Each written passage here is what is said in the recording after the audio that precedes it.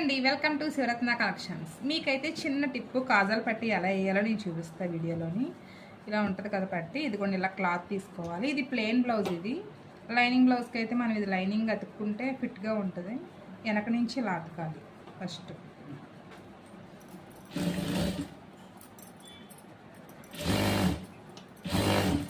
ఇలా నార్మల్ పట్టి ఎలా అతుకుతామో అలా, కాకపోతే అటు నుంచి అతుకుతాం కదా, ఇది రివర్స్లో అతకాలి. ఇలా అతికేసాక ఇలా ఫోల్డ్ చేసుకొని ఇలా పెట్టి చూడాలి. ఫస్ట్ ఇలా పెట్టేశాక మనం ముందే ఎక్కడి నుంచి ఎక్కడి దాకా వేయాలనుకుంటున్నామో ఒక కాట్ అయితే పెట్టుకోవాలి. ఇక్కడ ఒకటి, ఇక్కడ ఒకటి, 5 కదా. మనకు కావాలంటే 6 అయినా పెట్టుకోవచ్చు. 3, 4, 5 అలా వేసుకొని ఇక్కడైతే ఫస్ట్ ఫుడ్ అయితే వేసుకోండి, కదలకంట ఉంటుంది.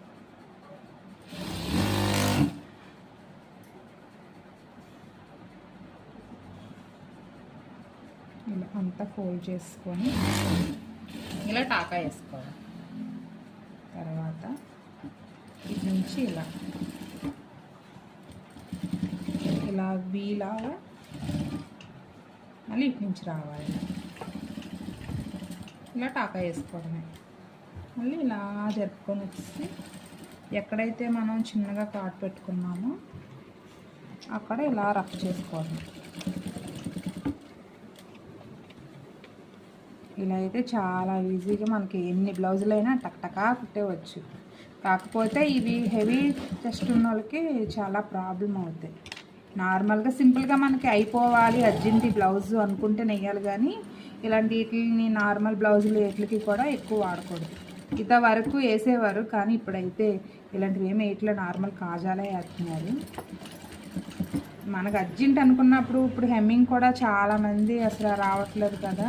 ఇది అర్జెంటుగా మనం బ్లౌజ్ ఇవ్వాలి అనుకున్న వాళ్ళకి మాత్రమే ఇలా వేయాలి. అన్ని బ్లౌజులకి అయితే ఏమవుద్దంటే ఎదురుపాటు దగ్గర చిరిగిపోద్ది. బ్లౌజ్ అంతా బాగానే ఉండి ఇక్కడ ఒక్క దగ్గర చిరిగిపోయింది అనుకో, అది చాలా ఇబ్బంది మనకి. ఆ బ్లౌజ్ని మార్చలేము, మళ్ళీ ఎవరికి ఇచ్చి సెట్ చేయించలేము. మళ్ళీ ఇది ఎలా ఉంటుందా అంటే ఉండదు, మళ్ళీ దానికి కట్ చేసి వేరే క్లాత్ కట్టి అన్నీ చేయాలి. అందుకని ఎప్పుడైనా అర్జెంట్ బ్లౌజులకి అయితేనే ఇలా వేసుకోండి అంతే. ఇది చిన్న టిప్ మాత్రమే. ఇది నచ్చితే లైక్ చేయండి.